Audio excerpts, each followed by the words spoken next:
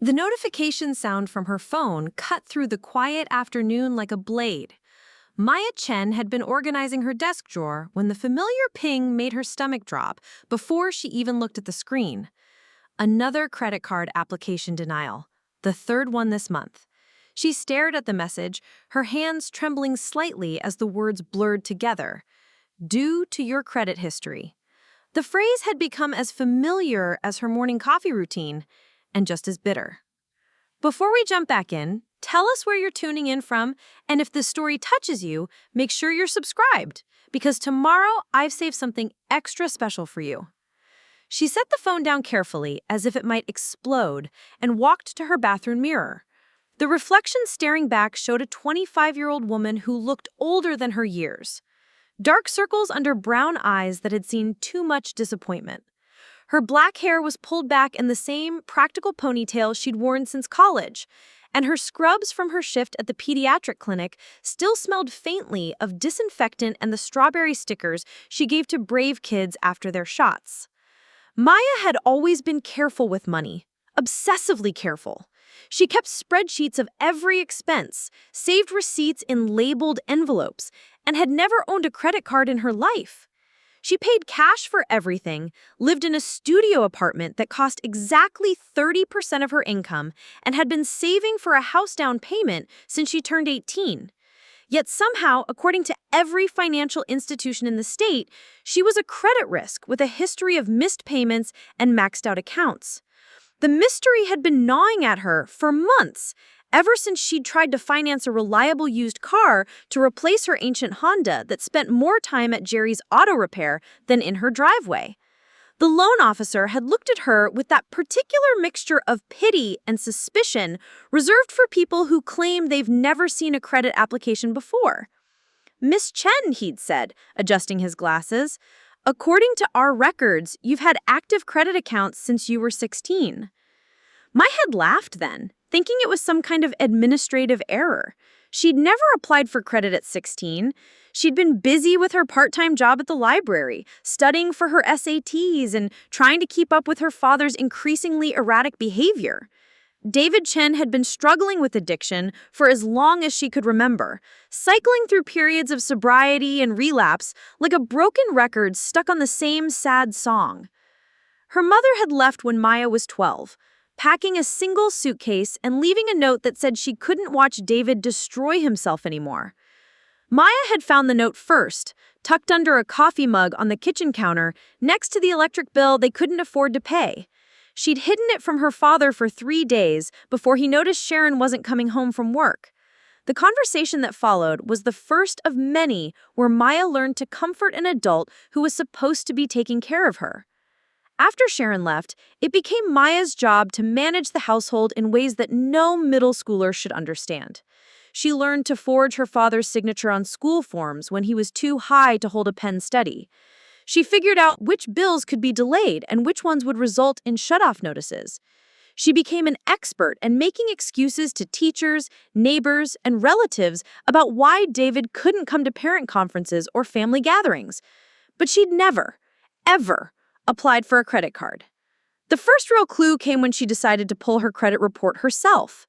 Maya had been putting it off for weeks, partly from fear and partly from the stubborn hope that the loan officer had been wrong. She sat in her kitchen on a Saturday morning, laptop open, surrounded by the familiar comfort of her weekend routine. Coffee in her favorite mug, the one with a faded cartoon cat that David had given her for her 16th birthday during one of his good periods. Toast with honey from the farmer's market down the street, the newspaper she still bought in physical form because it made her feel more grown up than reading news on her phone. The credit report loaded slowly, and Maya held her breath as the information populated on her screen. The number at the top made her vision blur, a credit score so low it might as well have been negative. Below that, a list of accounts that read like a financial horror story. Chase Freedom Card, opened when she was 16. Current balance $4,847. Status 90 days past due.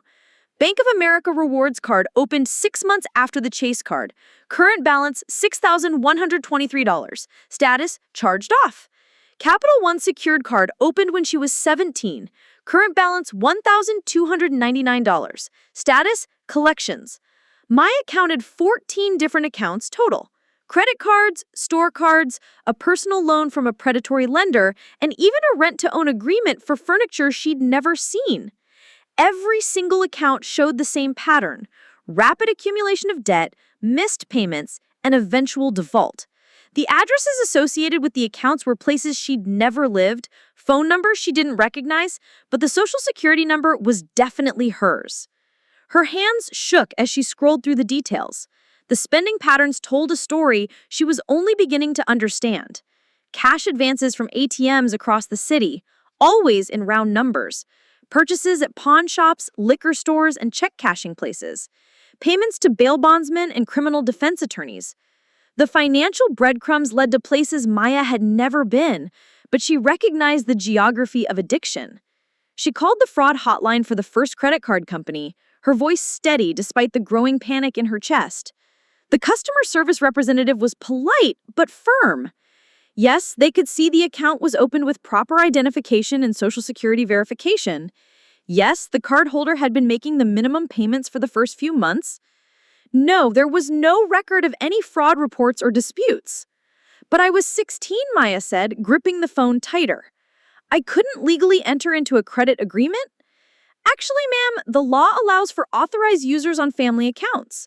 According to our records, you were added as an authorized user by your father, David Chen, and then the account was transferred to your name when you turned 18. Maya's coffee went cold as the representative explained the process. It was perfectly legal, apparently. A parent could add their minor child as an authorized user, build up debt in the child's name, and then transfer the account when the child reached legal age. The debt became the child's responsibility, but the credit history remained intact. All of Maya's good intentions and careful financial planning had been undermined before she'd even graduated high school. The next few calls followed the same pattern. Each customer service representative had the same records, the same explanations, and the same unwillingness to acknowledge that anything improper had occurred. Maya was legally responsible for every penny of debt, every missed payment, every mark against her credit score. By the time she hung up from the last call, the sun was setting outside her studio apartment window. Maya sat in the growing darkness, surrounded by the debris of her shattered assumptions. The pizza delivery magnets on her refrigerator, the carefully organized stack of bills on her counter, the jar of quarters she'd been saving for laundry money. All of it felt like props in a life that had been built on lies. She thought about all the times she'd felt proud of herself for being financially responsible. The summer job at 15 when she'd saved every dollar for college expenses. The application she'd filled out because she knew her family couldn't afford tuition. The nights she'd chosen to stay home instead of going out with friends because she was saving money. All of it had been pointless because her credit had been destroyed before she'd even known credit existed. The realization hit her like cold water. Her father had been using her identity to fund his addiction for almost a decade. Maya had always known David was sick. Addiction was an illness. She'd learned that in the Al-Anon meetings she'd attended sporadically throughout college. Preparing and narrating this story took us a lot of time, so if you are enjoying it, subscribe to our channel. It means a lot to us. Now back to the story. She'd read the books, understood the science, accepted that his behavior wasn't personal, but this felt different. This wasn't about him choosing drugs over his daughter's well-being. This was about him actively stealing from her future, using her name and social security number like credit cards in his wallet. She pulled out her phone and scrolled through her contacts until she found David's number. They spoke maybe once a month, brief conversations where she asked how he was doing and he asked if she needed anything.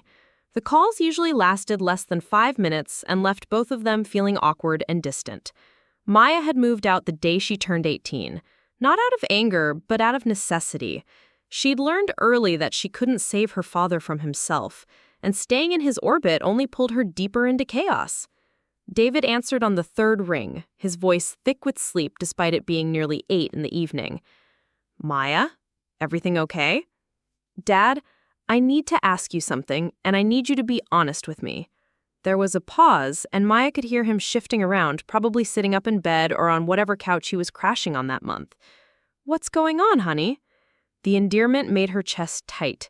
Even now, even after everything, he still called her honey and that voice that reminded her of bedtime stories and piggyback rides from when she was little. Before the drugs took over completely, before Sharon left, before Maya learned that loving someone and trusting someone were two entirely different things. "Did you open credit cards in my name?" The silence stretched so long that Maya wondered if the call had dropped. She checked her phone screen, saw the timer still counting seconds, and waited. "Maya," David's voice was smaller now, deflated. "How did you find out?" The admission hit her harder than she'd expected. Some part of her had been hoping for confusion, for righteous indignation, for anything other than this quiet confirmation that her suspicions were correct. "So it's true." "It's complicated, honey. I can explain."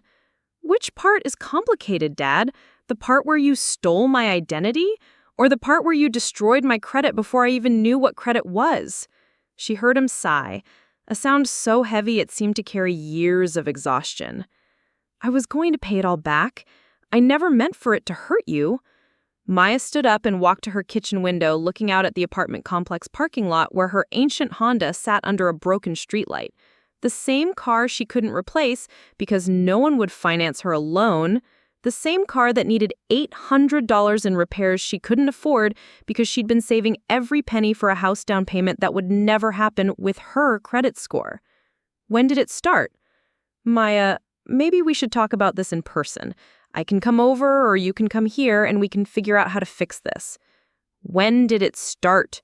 she repeated, her voice harder now. Another pause. "Right after you turned 16. The first card was just supposed to be temporary. I had this opportunity, this guy who could help me get clean, but I needed money up front for the program. It was going to be legitimate treatment, not like the other times." Maya closed her eyes. She remembered that birthday. Remembered David taking her to dinner at a chain restaurant where he'd seemed more present than he'd been in months. He'd given her the coffee mug and a card with a handwritten note about how proud he was of the young woman she was becoming. She'd kept the card in her jewelry box for years, reading it whenever she felt lonely or uncertain about her future. The same night he'd given her that card, he'd been planning to steal from her. "How many cards, Dad?" "I don't remember exactly. Maybe 4 or 5 at first. But Maya, you have to understand, I was sick. I wasn't thinking clearly, and I really believed I would pay it all back. I found 14 accounts. 14! Credit cards, store cards, loans. There's a furniture rental agreement for a living room I've never seen." She heard him make a noise that might have been a sob or might have been something else. "It got out of hand. Once I started, it was hard to stop. And when you turned 18, some of the companies transferred the accounts automatically. I didn't ask them to do that. But you didn't stop them either." No, I didn't stop them." Maya felt something cold settle on her stomach. Not anger exactly, but something harder and more final. "Dad, I can't get a car loan. I can't get an apartment in a better neighborhood.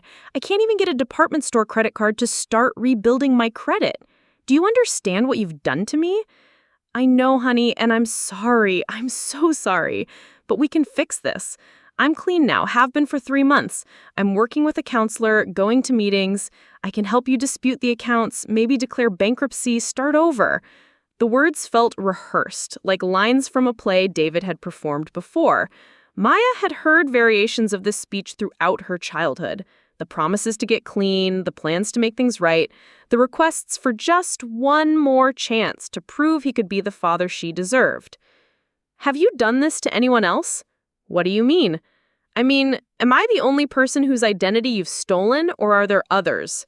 The silence was answer enough. "Who else?" "Maya, it's not what you think. I never hurt strangers. Just family. People who would understand." "Who else, Dad?" "Your mother, before she left. My sister Linda, but just once, for a medical bill. My father, before he died, but that was for his own good, to pay for his medications when Medicare wouldn't cover them." Maya sank onto her couch, the weight of the revelation pressing down on her chest. Her father hadn't just betrayed her. He'd built his entire adult life on financial fraud, systematically destroying the credit and futures of everyone who'd ever tried to help him.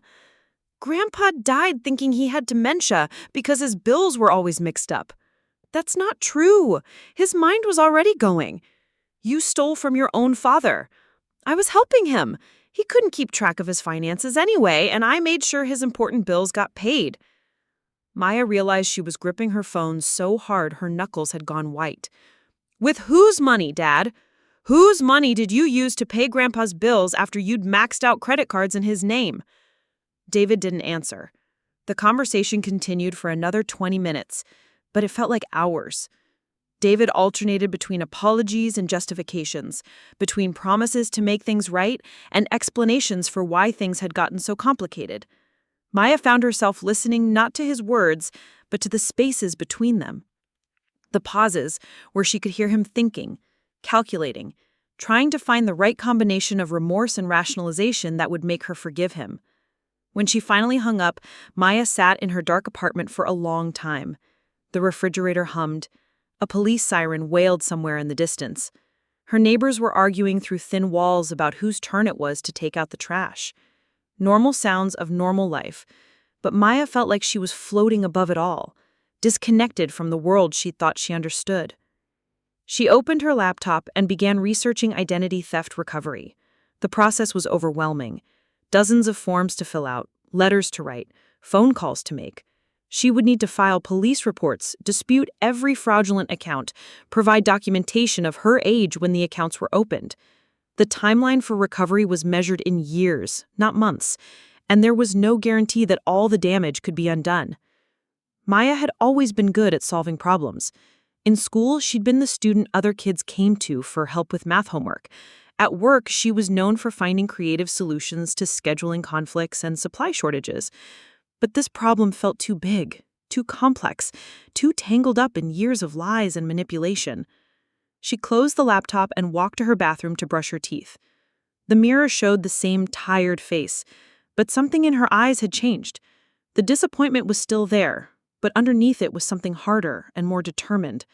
Maya had spent her entire life cleaning up messes that other people made.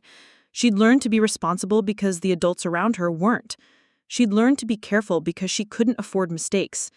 Now, she was going to learn how to fight back. The next morning, Maya called in sick to work for the first time in 2 years. She spent the day at the public library, using their computers and printer to begin the long process of reclaiming her identity. She filed a police report for identity theft, even though the officer who took her statement seemed skeptical about prosecuting a family member. She contacted each credit card company individually, disputing every fraudulent account and requesting documentation of how the accounts had been opened. The process was tedious and frustrating. Many of the customer service representatives she spoke with seemed to assume she was lying, trying to get out of legitimate debts. Others were sympathetic, but explained that the legal time limits for disputing old accounts had expired. Maya learned new vocabulary words like statute of limitations and authorized user liability and financial elder abuse. By the end of the week, Maya had filled out 43 different forms, made 37 phone calls, and written 12 formal dispute letters. Her dining table looked like a war room, covered with printouts of credit reports, copies of identification documents, and color-coded folders for each fraudulent account.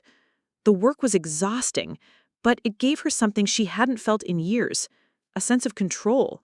For the first time since she'd discovered the extent of David's betrayal, Maya felt like she was fighting back instead of just absorbing damage.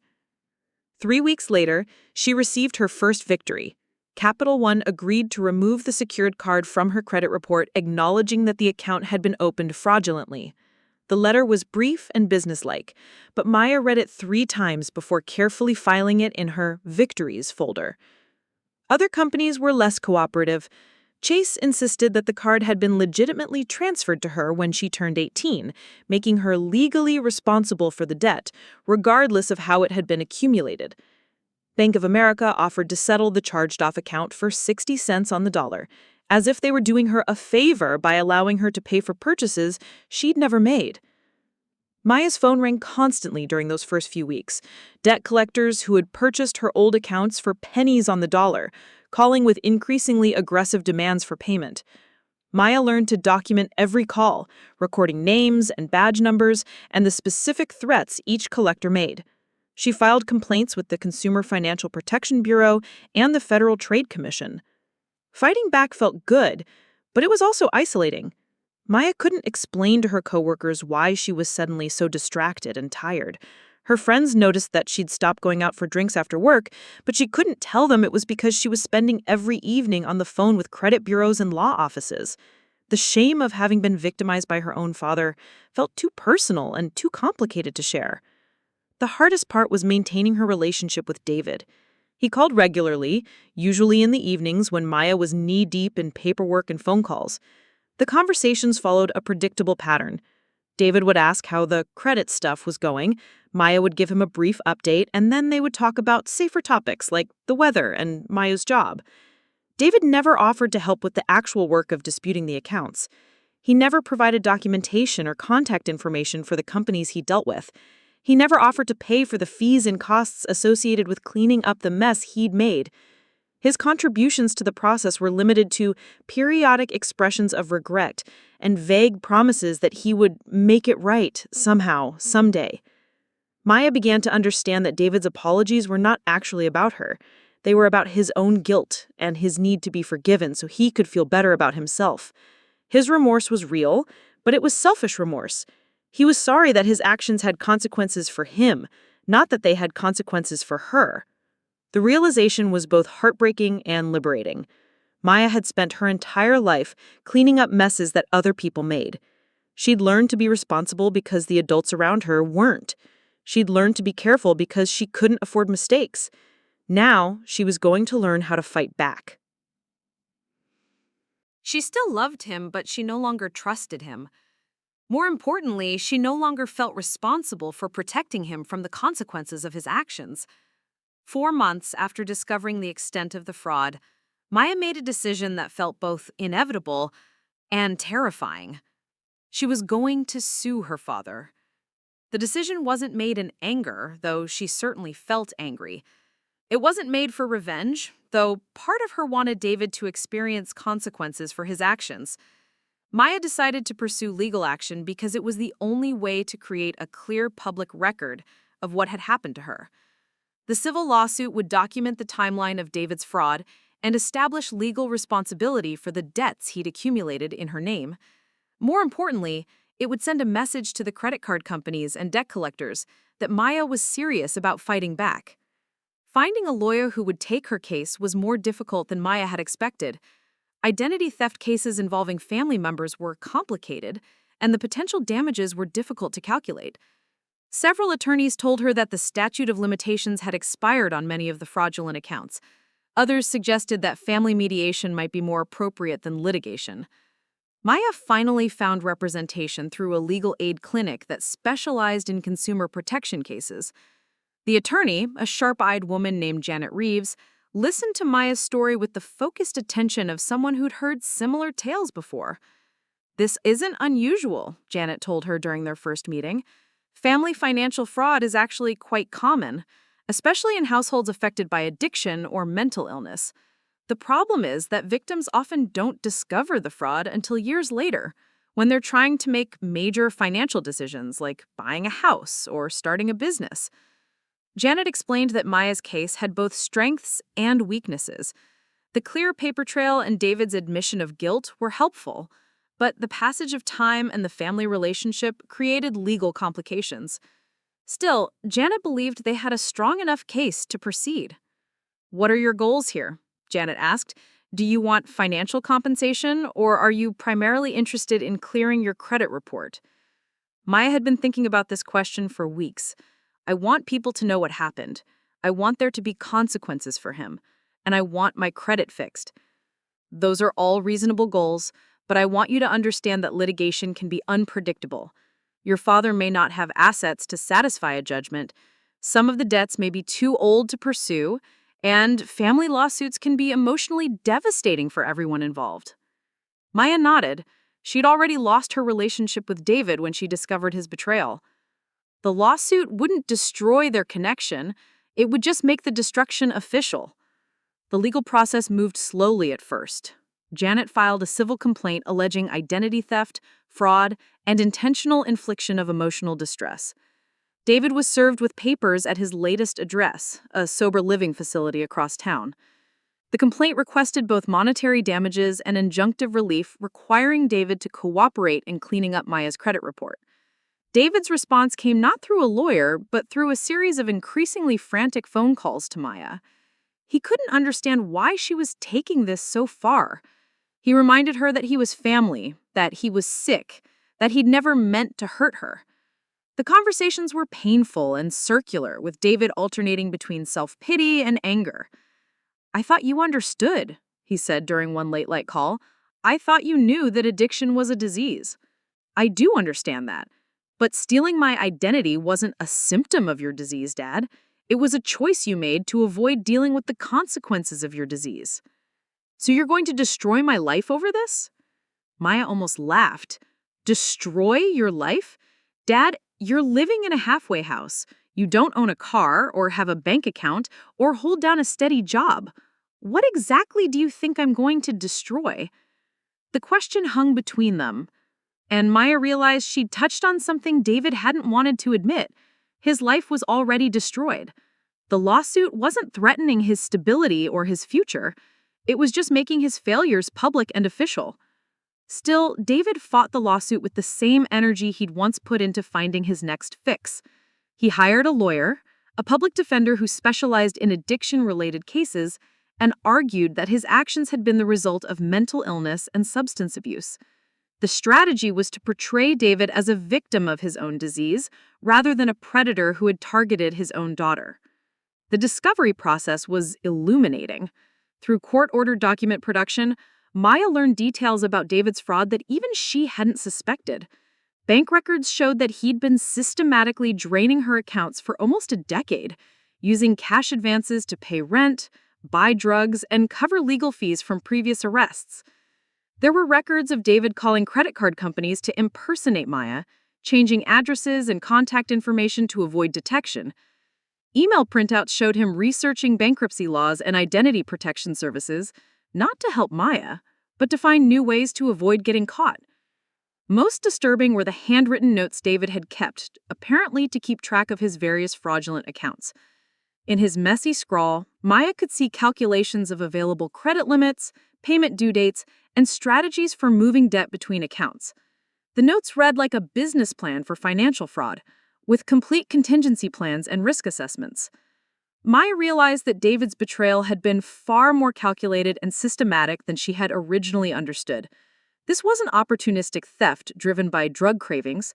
It was sustained strategic fraud that had required planning and organization. The emotional impact of the discovery process was almost as difficult as the original betrayal. Maya had to relive her entire relationship with David through the lens of his financial crimes, recognizing moments when he'd been gathering information for future fraud or manipulating her to avoid suspicion. She remembered David asking for her Social Security number when she was applying for college financial aid, ostensibly to help her fill out forms.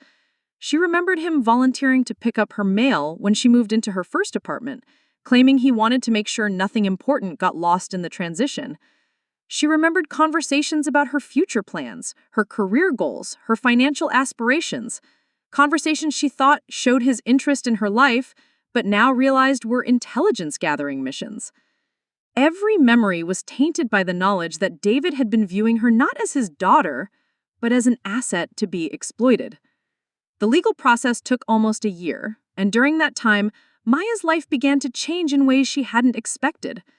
The lawsuit had given her a sense of purpose and agency that she'd never felt before. Instead of being a victim of circumstances beyond her control, she was actively fighting to reclaim her life and her future. Maya also discovered that she wasn't alone. Through online support groups and legal aid resources, she connected with other victims of family financial fraud. Their stories were heartbreakingly similar. Parents who had stolen their children's identities to fund gambling evictions, siblings who had opened accounts in each other's names during family crises, grandparents who had been victimized by their own adult children. The commonality of these experiences was both comforting and infuriating. Maya learned that family financial fraud was a widespread but underreported crime, partly because victims were reluctant to prosecute family members and partly because the legal system wasn't well equipped to handle cases involving intimate relationships. But Maya also discovered that recovery was possible. Other victims had successfully rebuilt their credit, pursued legal action against family members, and created healthy boundaries with relatives who had betrayed them. Their experiences gave Maya hope that her own future could be different from her past. The lawsuit was eventually settled out of court.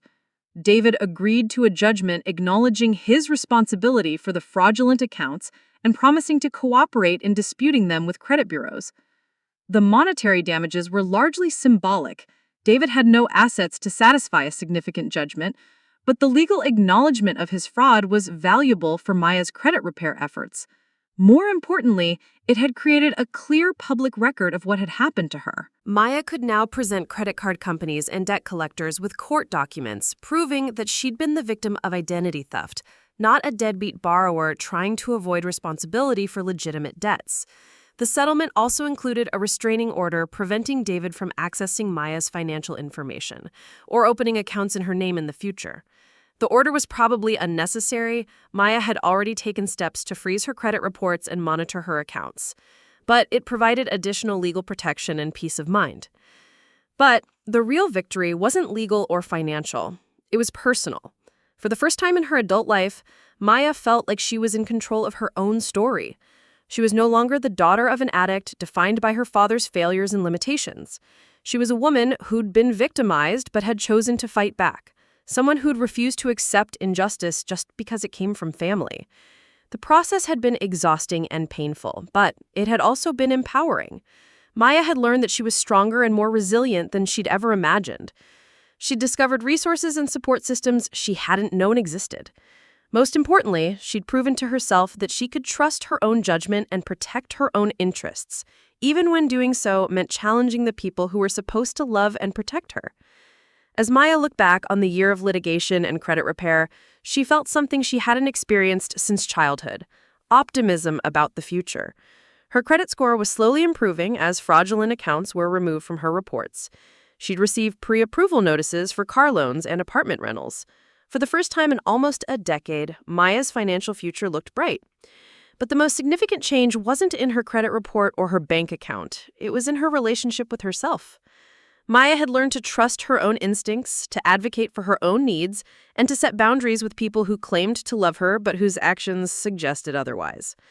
She'd also learned that forgiveness didn't require reconciliation, and that loving someone didn't mean accepting their abuse.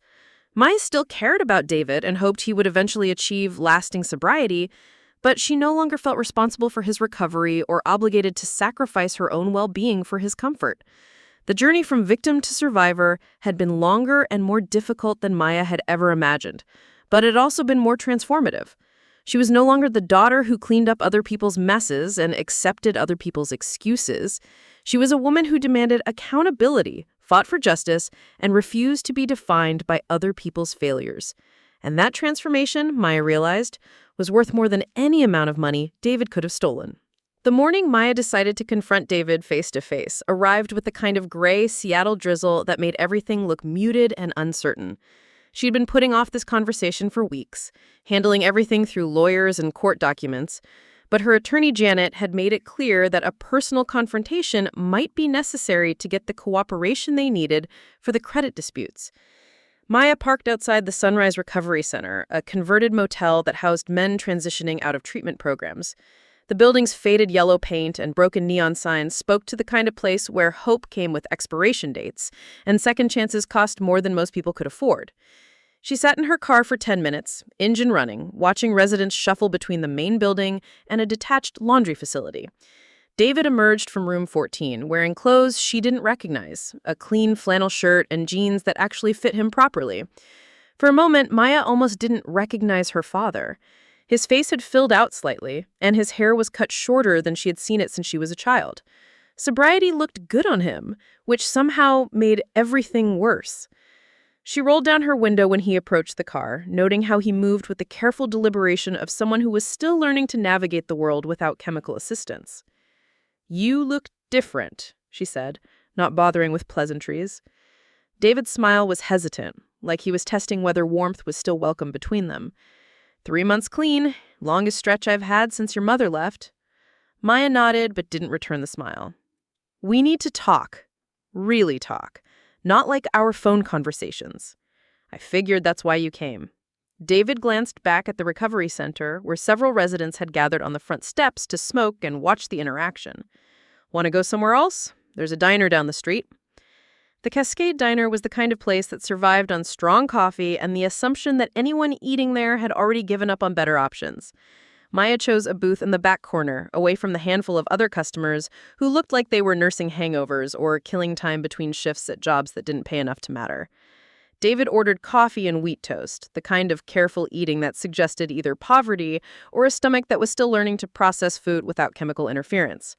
Maya ordered nothing, her appetite gone the moment she'd seen him looking so much like the father she remembered from childhood. I've been going to meetings, David said, stirring sugar into his coffee with the focused attention of someone who needed simple tasks to stay grounded. Not just AA, but this group therapy thing for people who've hurt their families. It's part of the program here. Maya waited for him to continue, but David seemed to be struggling with where to start. The silence stretched between them until she realized he was waiting for her to give him permission to proceed, to indicate that she was ready to hear whatever script he'd been rehearsing. I don't want to hear about your meetings, Dad. I want to hear about my credit cards. David's coffee cup rattled slightly against the saucer when he set it down. Maya, I know you're angry. I'm not angry. I'm destroyed. Do you understand the difference? The question seemed to catch him off guard. David had apparently prepared for anger, for accusations and demands, but not for the flat exhaustion in Maya's voice. Tell me about the first time. The very first time you used my information to open an account. I want to know exactly how it happened. David's eyes darted around the diner, landing anywhere except on Maya's face. It wasn't planned. I was in a bad place. Your mom had just left, and I had this opportunity to get into a real treatment program. But they wanted money up front. What kind of opportunity? There was this guy, Marcus, who'd been clean for like 5 years. He was starting this recovery house, and he said if I could invest in it, I could live there and work off my share. It seemed like a real chance to get my life together. Maya had heard variations of this story throughout her childhood. David's recovery was always just one opportunity away, one program or sponsor or job that would finally be the answer to everything. So you decided to steal from your 16-year-old daughter. I didn't think of it as stealing. I thought of it as borrowing. The treatment program was going to work, I was going to get clean, and then I'd be able to pay everything back with interest. How much was the first card? David shifted in his seat, his fingers drumming a nervous pattern on the table. 5,000 limit. I only used about 3,000 at first. For the recovery house? Some of it. But then Marcus disappeared with everyone's money, and I was stuck with this debt I couldn't pay. I felt something cold settle in my stomach.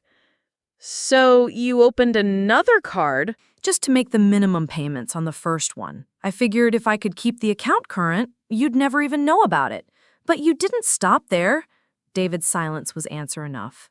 Maya waited, watching her father's face cycle through expressions she recognized from childhood. Shame, calculation, self-pity, and something that might have been relief at finally being caught. The addiction got worse after your mom left, he said finally. I was using more, spending more, and the cards were just there, available. Available. Maya repeated the word like she was tasting something bitter.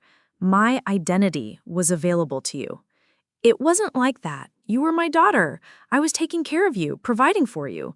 In my mind, we were family, and family resources were shared. The rationalization was so complete, so seamlessly constructed, that Maya almost admired its audacity. David had managed to reframe identity theft as a form of parental responsibility. Did you ever intend to tell me? Of course. When you turned 18, I was going to sit you down and explain everything. By then, I thought I'd have it all figured out. But instead, you transferred the accounts to my name? David's coffee had gone cold, but he kept stirring it anyway, a nervous gesture that reminded Maya of how he used to fidget during her childhood when child services workers came to the house. The companies did that automatically. When you became a legal adult, they transferred authorized user accounts to your name. I didn't ask them to. But you didn't stop them? No, I didn't stop them. Maya pulled out her phone and opened the Notes app, where she'd been tracking every fraudulent account. I want you to go through this list with me. Every card, every loan, every account. I want to know when you opened it, how much you spent, and what you spent the money on. The process took almost 2 hours. David's memory was surprisingly detailed when it came to his financial crimes, perhaps because the accounts had been opened during periods of relative sobriety when he'd been thinking more clearly. Maya learned that her identity had funded not just David's drug purchases, but his entire lifestyle: rent, food, utilities, car payments, legal fees, and even medical bills from overdoses and accidents. Some of the details were almost mundane in their ordinariness. David had used her Macy's card to buy work clothes for a job he'd held for 6 weeks. He'd used her Best Buy card to purchase a television that he later pawned for drug money. The furniture rental agreement had been for a bedroom set that David had needed when he moved in with a girlfriend who turned out to be using him for his steady credit access. Other purchases revealed the chaotic desperation of active addiction. Cash advances taken at 3 a.m. from neighborhoods Maya had never visited. Payments to bail bondsmen and criminal defense attorneys. Money sent to drug dealers who'd accepted credit card payments through legitimate-seeming businesses.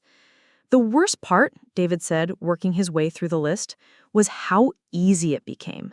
After the first few cards, I had your social security number memorized.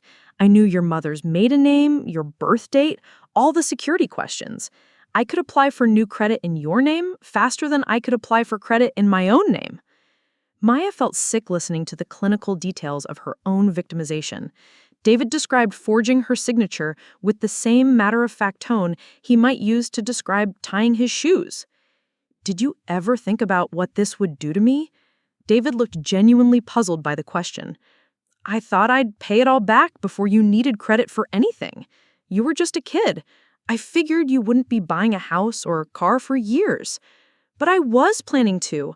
I had been saving for college, for my own apartment. I had goals and plans, and you destroyed all of them before I even knew they existed. I know that now. In therapy, we talk about how addiction makes you selfish, how it makes you unable to see past your immediate needs." Maya set down her phone harder than necessary.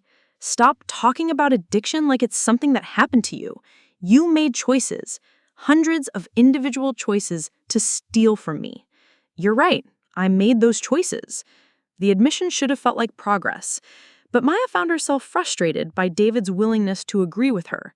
His acceptance of responsibility felt rehearsed, like another line from his recovery program, rather than genuine understanding of what he'd done. "What I want to know," Maya said, "is whether you ever thought of me as your daughter while you were doing this, or whether you just thought of me as an identity to exploit." David was quiet for so long that Maya wondered if he was going to answer at all. When he finally spoke, his voice was barely above a whisper. "Both. I always loved you, Maya. But when I was when I needed money, it was like you became this resource instead of a person.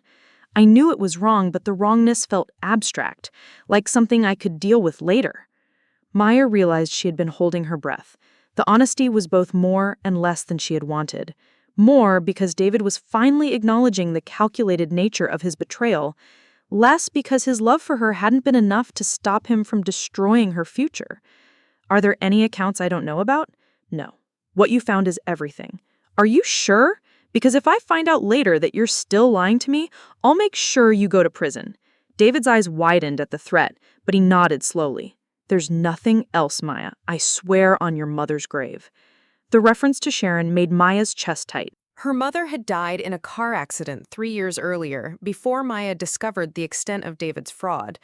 Maya had wondered sometimes whether Sharon's leaving had been about more than just David's addiction, whether she'd known about financial irregularities and chosen to escape rather than deal with them. "Did Mom know what you were doing?" "No, God, no. If your mother had known I was using your identity, she would have called the police herself." Maya believed that. Sharon had many flaws, but she'd been fiercely protective of Maya in her own limited way. The fact that she left Maya with David while knowing about his addiction was complicated enough without adding financial fraud to the equation. "I need you to help me fix this," Maya said. "I need you to call every single company on this list and tell them that you opened the accounts fraudulently. I need you to provide documentation, signatures, whatever they need to remove these accounts from my credit report." David nodded eagerly, apparently relieved to have a concrete way to help. "Of course. Absolutely, whatever you need. And I need you to pay back what you can." David's expression shifted slightly. "Maya, you know I don't have any money. Then get some. Get a job.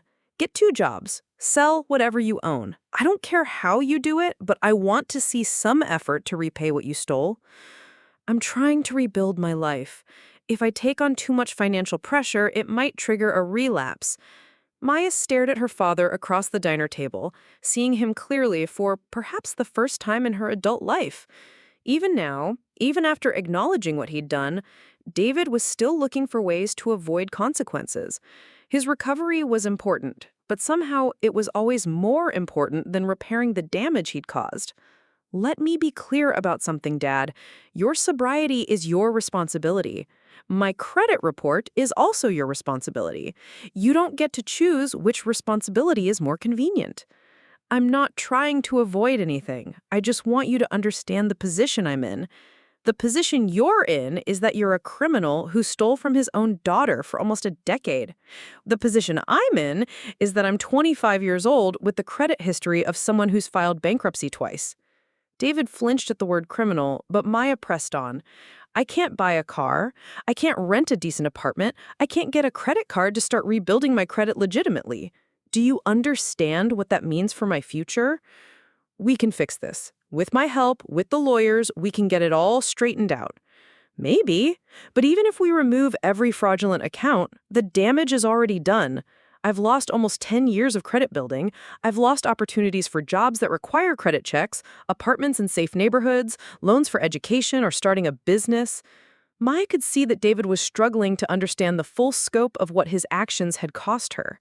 In his mind, credit was something abstract, numbers on a page that could be corrected with enough paperwork and phone calls. He didn't understand that credit was freedom, opportunity, the foundation of financial independence. "I want you to understand something," Maya continued. "This isn't just about money. This is about trust. You've proven that you're willing to destroy my life to avoid dealing with your own problems. That's not fair. I was sick. You were sick when you were using drugs. You were evil when you were stealing my identity." The word hung between them like a physical presence. David looked like Maya had slapped him, and for a moment she thought he might get up and walk out of the diner. Evil? What else would you call it? You systematically exploited your own daughter's identity for years. You planned it, you executed it, and you covered it up. That's not addiction, Dad. That's predatory behavior. David's hands were shaking now, either from emotion or from the lack of whatever substances had previously steadied them. "I never meant to hurt you." "Yes, you did. Maybe not consciously, but you knew what you were doing would hurt me, and you did it anyway. Over and over again." Maya pulled out an envelope she'd been carrying in her purse, similar to the original story but containing different contents. "This is a copy of the lawsuit I'm filing against you. My lawyer says we have a strong case for both civil and criminal charges." David's face went white as he opened the envelope and scanned the legal documents. "Maya, please, I'm trying to get my life together.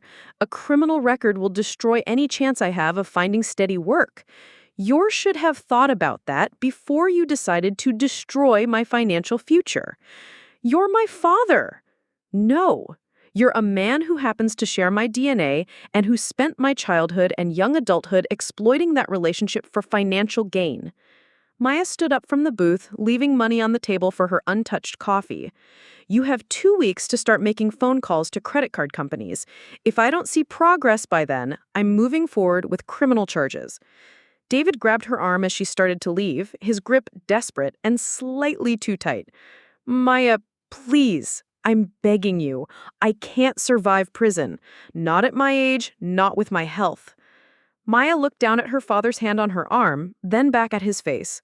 For a moment, she saw the man who had read her bedtime stories and taught her to ride a bicycle and promised her that everything would be okay when her mother left. But she also saw the man who had systematically betrayed her trust and stolen her future. Let go of me. David released her arm immediately, his hand falling to his side like a dead weight. You can survive prison the same way I've survived financial ruin, Maya said, by dealing with the consequences of your actions. She walked out of the diner without looking back, feeling David's eyes on her until the door swung shut behind her. The drizzle had intensified, and Maya sat in her car for several minutes before starting the engine, watching the recovery center residents through rain-streaked windows. Maya realized that the confrontation had clarified something important for her. She'd been hoping, despite everything, that David would somehow make this right, that he would take full responsibility, show genuine remorse, and work tirelessly to repair the damage he'd caused.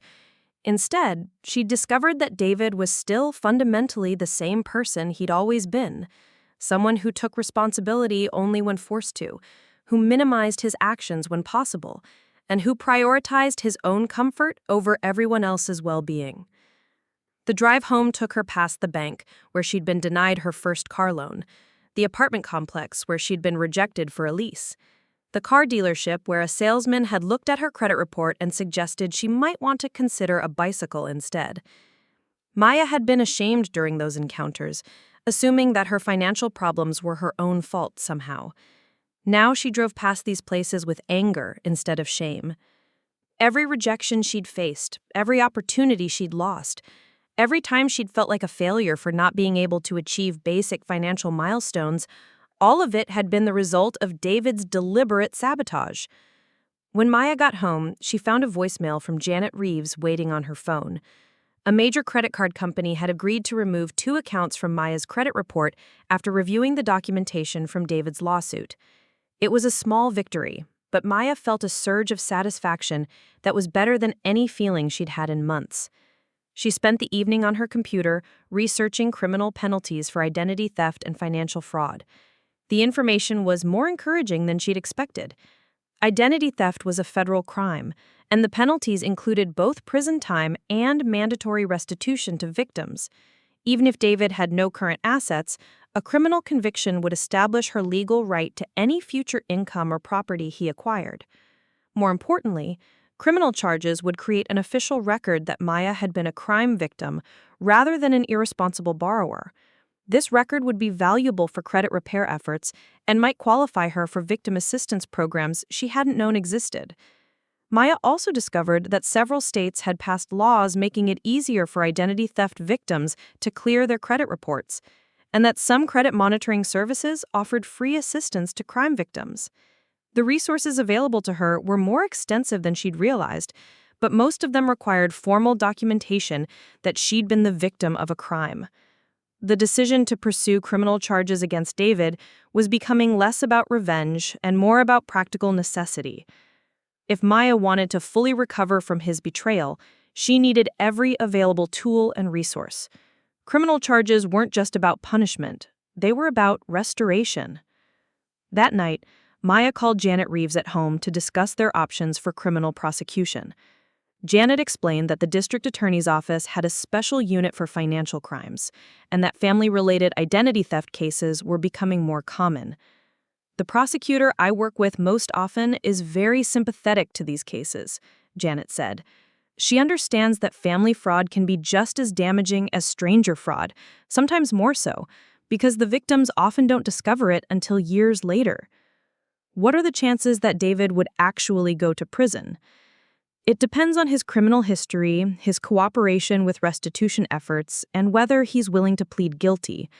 First-time financial offenders sometimes get probation and community service, especially if they're in recovery programs. But there would be a conviction on his record. Yes, and a formal restitution order. Even if he can't pay now, the court can garnish any future wages or assets he acquires. Maya felt something she hadn't experienced in months. Hope for her financial future. Not hope that David would suddenly become the father she'd always wanted, but hoped that she could recover from his betrayal and build the life she'd been planning before she discovered the extent of his crimes. "Let's do it," she told Janet. "File the criminal complaint." The next morning, Maya woke up feeling lighter than she had since discovering David's fraud. For months, she'd been carrying the weight of his betrayal like a physical burden, feeling responsible somehow for fixing a problem she hadn't created. The decision to pursue criminal charges had shifted that weight back where it belonged. Maya went to work with more energy than she had felt in months. Her job at the pediatric clinic suddenly felt less like a temporary position and more like the foundation of a career she was building. Her coworkers noticed the change in her mood, commenting that she seemed more focused and confident. During her lunch break, Maya called the first credit card company on her list. Armed with copies of the lawsuit and the promise of criminal charges, she felt more assertive in demanding that the fraudulent accounts be removed from her credit report. "I need to speak to someone in your fraud department," she told the customer service representative. "I'm the victim of identity theft by a family member, and I have legal documentation proving that accounts were opened in my name without my knowledge or consent." The conversation went more smoothly than any of her previous credit disputes. The representative seemed to take her more seriously when she mentioned legal action and criminal charges. Within 20 minutes, she'd secured a promise that 2 accounts would be investigated and potentially removed within 30 days. Maya made similar calls to 3 other companies that afternoon, documenting each conversation and securing commitments for further investigation. The process that seemed overwhelming and impossible just weeks earlier was becoming manageable and systematic.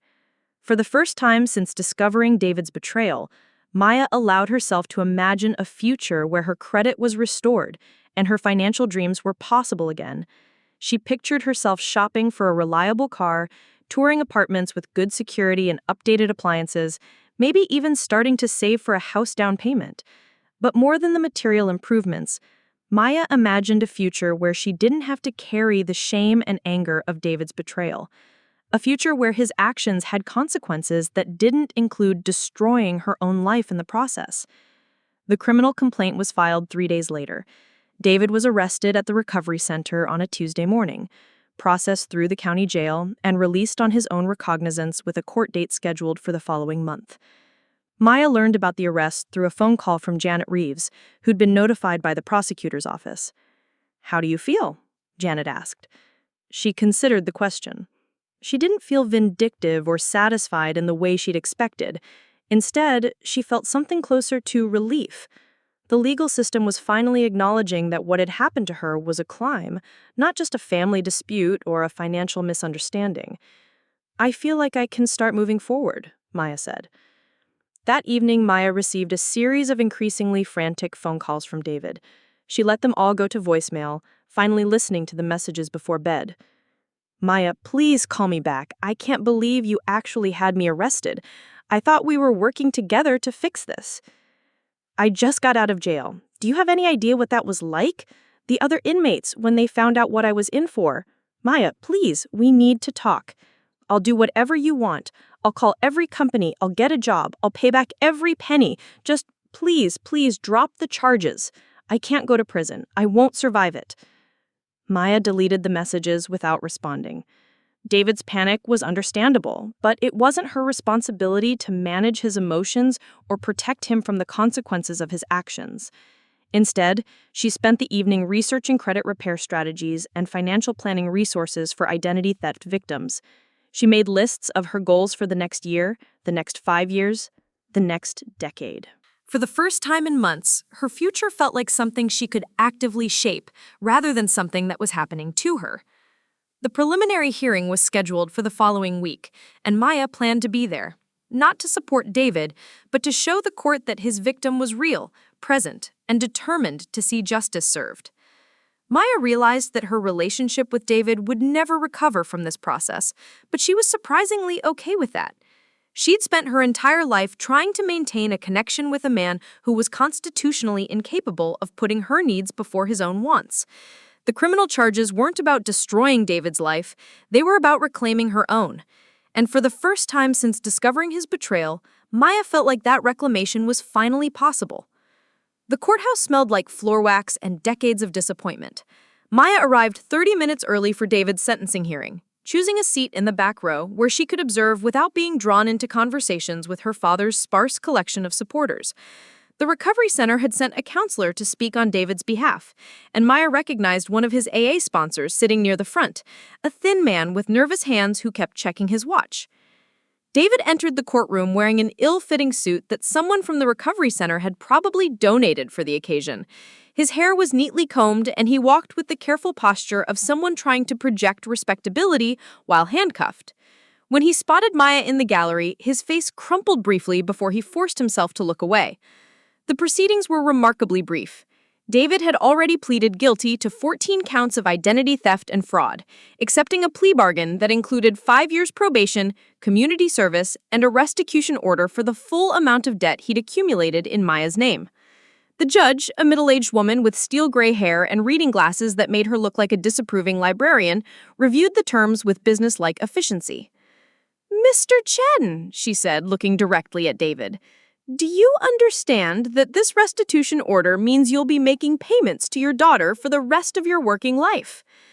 David's voice was barely audible when he answered, "Yes, Your Honor."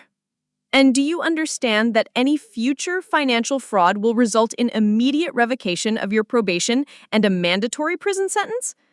"Yes, Your Honor." The judge turned to Maya. "Miss Chen, would you like to make a victim impact statement?" Maya had been preparing for this moment for weeks, writing and rewriting the words she wanted to say, but standing in the fluorescent-lit courtroom facing the back of her father's head, she found herself surprisingly calm. "Yes, Your Honor."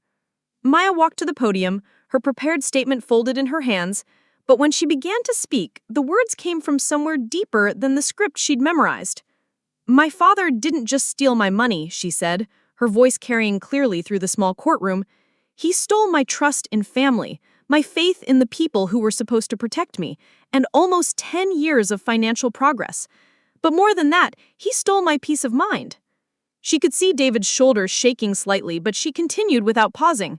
"For months after I had discovered what he'd done, I questioned every memory I had of our relationship.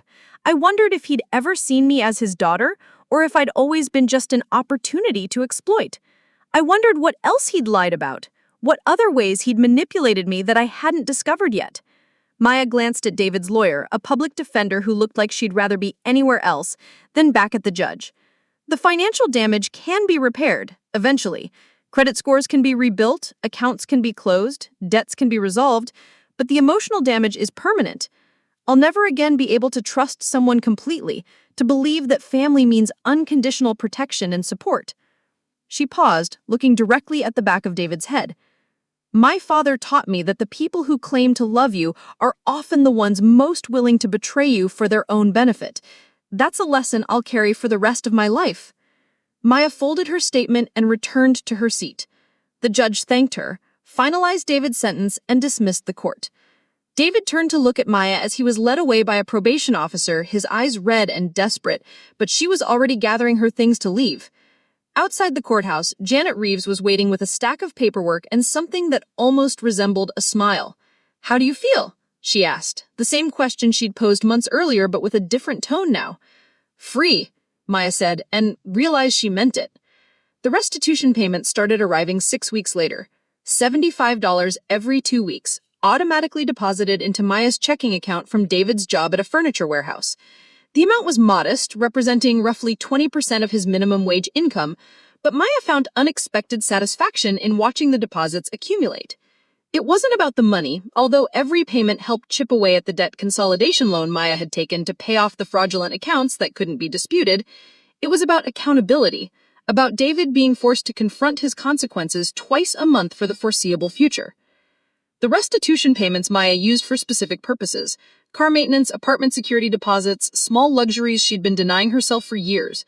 She started a separate savings account just for David's payments, watching the balance grow like evidence of her own resilience. The credit repair process had taken almost 2 years, but the results were better than Maya had dared to hope. 11 of the 14 fraudulent accounts had been successfully removed from her credit reports. The remaining 3 had been settled for reduced amounts, and Maya's credit score had climbed from the low 400s to the mid 600s. It wasn't perfect, but it was functional. Maya celebrated her first approved credit card application by taking herself to dinner at a restaurant she'd been wanting to try for months. The card had a modest limit and a high interest rate, but it represented something more valuable than credit access. It represented the restoration of her financial identity. She used the card carefully, making small purchases and paying the balance in full each month. Within 6 months, her credit score had improved enough to qualify for a car loan. Maya spent 3 weeks researching vehicles, visiting dealerships, and comparing financing options. The process that had once been a source of humiliation had become a source of pride. The car she eventually chose was practical rather than exciting, a 3-year-old Honda Civic with good safety ratings and excellent reliability records. But when Maya signed the financing paperwork and received the keys, she felt like she was reclaiming a piece of herself that had been stolen years earlier. David called her on the day she bought the car. Maya hadn't spoken to him since the sentencing hearing, and seeing his name on her phone screen made her stomach tighten with familiar anxiety. "Maya, I heard from my probation officer that you bought a car. That's really great." Maya sat in her new car in the dealership parking lot, running her hands over the steering wheel. "What do you want, Dad?" "I just wanted to tell you that I'm proud of you, for everything you've accomplished, for how you've handled this whole situation." The words should have felt good, but Maya found them hollow. "I don't need your approval anymore." I know you don't. But I wanted you to know that I understand what I cost you, and I'm amazed by how strong you've been." Maya closed her eyes, feeling the familiar tug of old patterns. David was offering her the validation she'd craved her entire childhood, the acknowledgement that she was capable and strong and worthy of pride. But the validation was coming from the same person who had systematically undermined her for years. "The strength you're talking about," Maya said, "came from surviving what you did to me. I shouldn't have needed to be that strong." "You're right, you shouldn't have. I failed you in every way a father can fail his daughter." The admission was complete and unqualified, without the usual excuses and justifications Maya had come to expect from David. For a moment, she felt a flicker of something that might have been hope for reconciliation. "I'm glad you understand that. I do. And I want you to know that I'm not going to ask for forgiveness or a relationship or anything from you. I just wanted to tell you that I'm sorry and that I'm trying to be a better person now." Maya believed him, which somehow made the conversation more painful rather than less. David's recovery was real, his remorse was genuine, and his commitment to making amends was sincere. But none of that changed what he'd done or repaired the damage to their relationship. "I hope your recovery sticks, but I need you to understand that we're not going to have a relationship. Not now, maybe not ever." "I understand. And I need you to stop calling me. The restitution payments are enough contact between us." There was a long pause before David answered. "Okay, if that's what you need." Maya hung up without saying goodbye and sat in her car for several minutes, watching families navigate the dealership lot around her. A father was teaching his teenage daughter how to check tire pressure. A mother was negotiating with a salesman, while her young son played with toy cars in the back seat. Maya realized she felt sad, but not devastated. David's call had confirmed what she'd known for months. Their relationship was beyond repair, but her life was not. She could be sad about losing the father she'd wanted, while still celebrating the freedom she'd gained. The apartment hunting process was more encouraging than Maya had expected. Her improved credit score qualified her for apartments in neighborhoods she'd only dreamed of living in before. She spent weekends touring units with updated kitchens, in-unit laundry, and parking spaces that didn't require street cleaning roulette. Maya eventually chose a 1-bedroom apartment in a complex with a fitness center, a community garden, and neighbors who seemed to work regular jobs and pay their rent on time. The rent was higher than her previous place, but the security deposit was manageable, and the lease approval process was refreshingly straightforward. Moving day felt like a ceremony of rebirth. Maya hired professional movers for the first time in her life, watching strangers carry her modest collection of furniture and belongings into a space that felt genuinely hers. The apartment came with central air conditioning, dishwashers, and windows that faced east toward the mountains rather than west toward the highway. Maya spent her first evening in the new apartment, sitting on her couch, eating takeout from a restaurant she'd ordered from using an app on her phone. The mundane normalcy of the evening felt like a luxury after years of financial stress and uncertainty. Her phone buzzed with a text from an unknown number. "Congratulations on your new place. Heard about it through your probation officer. Hope you're happy there. D." Maya stared at the message for several minutes before deleting it without responding. David's attempts to maintain connection, even peripheral connection, felt invasive rather than caring. She blocked the number and made a mental note to ask Janet about whether the contact violated any terms of David's probation. The notification prompted Maya to review her security measures, something she'd become vigilant about since discovering David's fraud. She checked her credit reports monthly, maintained fraud alerts on all her accounts, and had frozen her credit files to prevent new accounts from being opened without her explicit permission. Maya had also created a comprehensive financial tracking system, monitoring every account, every transaction, and every change to her credit profile.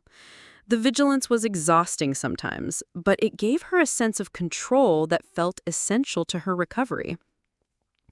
At work, her colleagues had begun to notice changes in her demeanor and performance. She was more assertive in staff meetings, more confident in her interactions with patients and families, and more willing to take on leadership responsibilities. When a supervisor position opened in the pediatric clinic, Maya applied without hesitation. The interview process required Maya to present a vision for improving patient care and staff efficiency.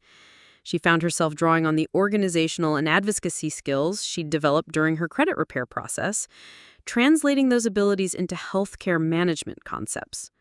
Maya got the job, along with a salary increase that made her apartment rent feel comfortable rather than stressful.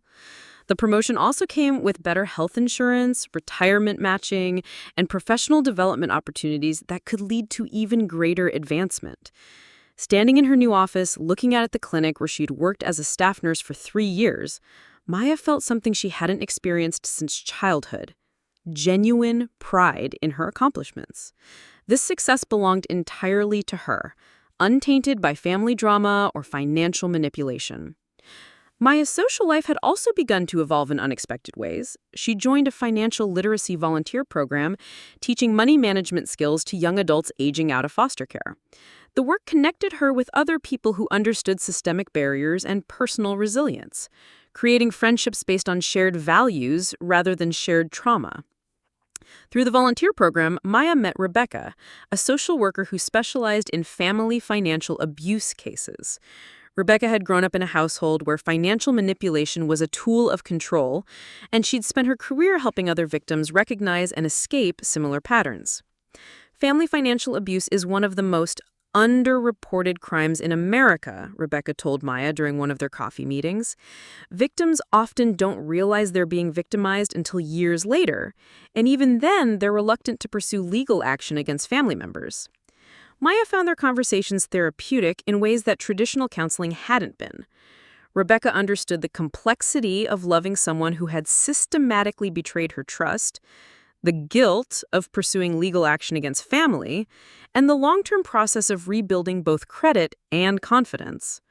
The hardest part, Maya told Rebecca, wasn't the financial damage. It was realizing that my entire childhood relationship with my father was built on lies and manipulation. "That's normal," Rebecca replied. "Financial abusers are often skilled at compartmentalizing their behavior. They can be genuinely loving and supportive in some areas, while being completely predatory in others." The insight helped Maya process feelings she'd been struggling with for months. David had been a loving father in many ways, but he'd also been a financial predator. Both things could be true simultaneously, and accepting that complexity had been essential to her healing process. Maya's financial relationship had also evolved significantly. She'd gone from being obsessively careful to being confidently strategic. She maintained emergency savings, contributed to retirement accounts, and had even begun investing small amounts in mutual funds. The financial planning that had once felt impossible due to her destroyed credit now felt empowering and achievable. More importantly, Maya had learned to view money as a tool for building the life she wanted, rather than a source of anxiety and limitation. She splurged occasionally on experiences and items that brought her joy, balancing financial responsibility with quality of life in ways she'd never been able to do before. 2 years after David's sentencing, Maya received a letter from the probation department informing her that his restitution payments would be increasing. David had received a promotion at the furniture warehouse and was now required to pay a larger percentage of his income toward the debt he had accumulated in her name. Maya called a probation office to confirm the details and learned that David had been consistently employed, attending required counseling sessions, and had no violations of his probation terms. His compliance was complete and apparently genuine, but Maya felt no urge to reach out and acknowledge his progress. David's recovery was his responsibility, just as my recovery had been hers. I was glad he was building a healthier life, but his success didn't erase what he'd done or create any obligation for her to celebrate his achievements. Maya used the increased restitution payments to fund a vacation, her first real vacation since college. She spent a week in Costa Rica, hiking through rainforests, learning to surf, and eating meals at restaurants she chose based on appeal rather than price. The vacation felt like a celebration of everything she'd rebuilt and reclaimed. Sitting on a beach in Manuel Antonio, watching scarlet macaws fly over the Pacific Ocean, Maya realized she was happier than she'd ever been in her adult life. Not because she'd overcome adversity, but because she'd learned to build a life that was entirely her own, free from the chaos and manipulation that had defined her childhood. Maya's phone had been silent for the entire week, set to international airplane mode to avoid work calls and family drama. When she turned it back on at the Seattle airport, she found 17 missed calls from an unknown number and a voicemail from a hospital social worker. David had been admitted to the emergency room after a heart attack. He was stable but serious condition, and he'd listed Maya as his emergency contact. The social worker was calling to inform her of his condition and to ask about his medical history and insurance information. Maya listened to the voicemail twice before deciding how to respond. She called the hospital and provided David's social security number and the contact information for his probation officer, who would have current address and insurance details. She declined to visit or to be listed as his emergency contact for future medical situations. "Are you his daughter?" the social worker asked. "Biologically, yes, but we're not in contact and I am not able to make medical decisions for him." The conversation was brief and professional, but it left Maya feeling unsettled in ways she hadn't expected. David's mortality had never felt real to her before, and the heart attack forced her to confront the possibility that he might die before making full restitution for his crimes. Maya called Janet Reeves to discuss the legal implications of David's medical condition. If he became permanently disabled or died, the restitution order would become uncollectible, leaving Maya responsible for the remaining debt on the accounts that couldn't be disputed. "There's no legal remedy if he becomes unable to work," Janet explained. "The restitution order doesn't transfer to his estate unless he has significant assets, which seems unlikely." Maya realized that David's health crisis had clarified something important for her. She was no longer emotionally invested in his recovery or his ability to make restitution. The money had become less important than the principle, and the principle had been established regardless of whether full payment was ever made. David survived the heart attack and returned to work after 6 weeks of recovery, but the medical episode had reminded Maya of how much her life had changed. 3 years earlier, a call about David's health would have sent her rushing to the hospital, desperate to help and terrified of losing him. Now, she could respond with appropriate concern while maintaining the boundaries she'd established for her own well-being. Maya's relationship with her extended family had also evolved during the years since David's conviction. Her paternal grandmother had initially been critical of Maya's decision to pursue criminal charges, viewing it as a betrayal of family loyalty. But as the details of David's fraud became clear, even his supporters had begun to understand the extent of his betrayal. Maya's Aunt Linda, who had also been victimized by David's identity theft, reached out to thank Maya for having the courage to pursue legal action. Linda had been struggling with her own credit problems caused by David's fraud, but hadn't known how to address them effectively. "I was too embarrassed to tell anyone what he'd done," Linda admitted during a phone conversation. "I thought people would blame me for trusting him with my personal information." Maya helped Linda navigate the credit dispute process, sharing the resources and strategies she'd learned during her own recovery. The experience of mentoring another family member through financial recovery felt healing in ways Maya hadn't anticipated. Working with Linda also reinforced Maya's understanding of David's behavior patterns. He hadn't victimized Maya because she was vulnerable or naive. He'd victimized her because she was available and had good credit. His crimes were opportunistic rather than personal, which somehow made them easier to process emotionally. Maya's professional life continued to flourish as well. She'd completed additional training in healthcare administration and was being considered for a regional management position that would oversee multiple clinic locations. The role would require relocating to Portland, but it came with a significant salary increase and the opportunity to implement patient care improvements on a larger scale. The job interview process required extensive background checks, including credit reviews and character references. Maya was able to provide documentation of her identity theft victimization and the criminal conviction that had resolved the situation. Rather than being disqualified by her unusual financial history, Maya found her experience was viewed as evidence of her problem-solving abilities and resilience. Maya got the job and began planning her move to Portland with excitement rather than anxiety. The relocation would put several hundred miles between her and David, creating physical distance that matched the emotional boundaries she'd established. Packing her apartment for the move, Maya came across the folder of documentation from David's criminal case. Court records, restitution orders, credit dispute letters, and police reports filled several inches of filing space. Maya considered throwing the papers away, but ultimately decided to keep them, as a reminder of how far she'd traveled. The folder also contained copies of the fraudulent credit applications David had filed in her name, complete with his forged versions of her signature. Looking at the documents now, Maya was struck by how obvious the fraud should have been to anyone who cared to investigate. The handwriting was clearly not hers, the addresses were places she'd never lived, and the contact information was completely fabricated. Maya realized that the credit card companies had been willing participants in David's fraud, choosing profits over proper verification because the accounts were profitable regardless of who was actually responsible for them.